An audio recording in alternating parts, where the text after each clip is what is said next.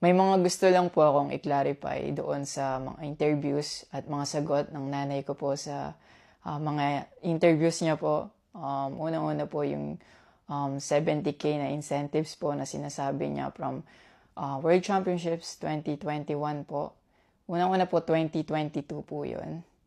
At hindi lang po 70K yung na-receive ko po doon. Alam ko 6 digits po yun. Dahil dalawa po yung nakuha kong medalya.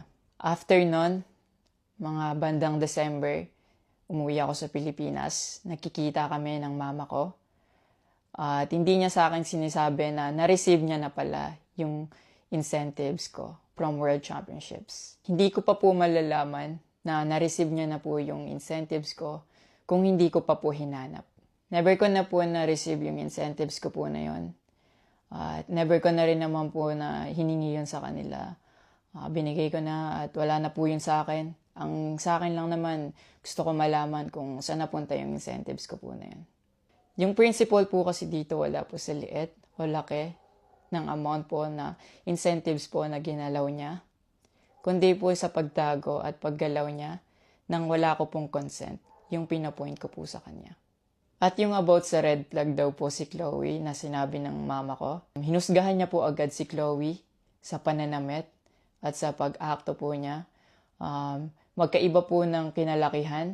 Unang-una, lumaki si Chloe sa Australia at ayun yung nakagisnay niyang culture. At ibang-iba po talaga sa Pilipinas kung paano tayo gumalaw, magsalita o manamit po.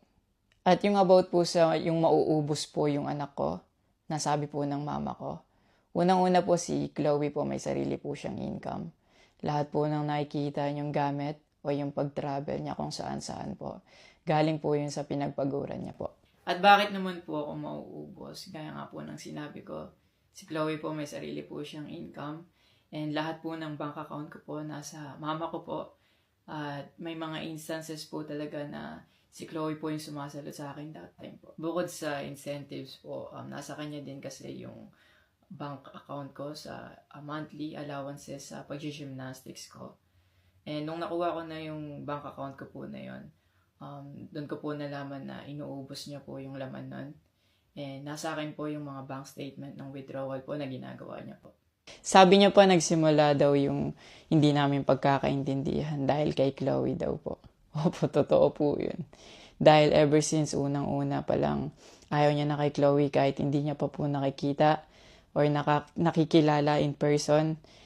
And mas nagkalabuan po kami nung naglagay po ako ng boundaries sa relationship ko. Kasi pinaglaban ko po si Chloe dahil gusto ko po siya. Yung about sa training camp na kinikwento niya na si Chloe dapat wala na daw doon, sabi ng former coach ko pagdating nung dalawang magte-training camp doon.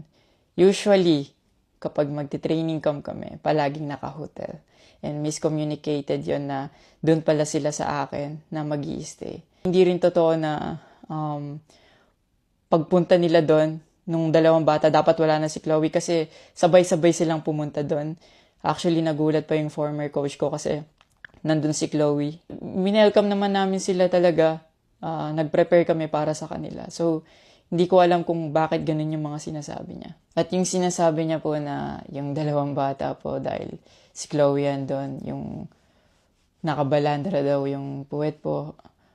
Bilang nakakatandang kapatid po, bilang boyfriend ni Chloe po, at bilang ate at kuya po, kami po aalagaan po namin sila. Hindi namin po gagawin yung mga iniisip niya na ganon. Ang dumi niya mag-isip at hindi appropriate yon para sa akin at disrespectful yon actually sa akin and kay Chloe po.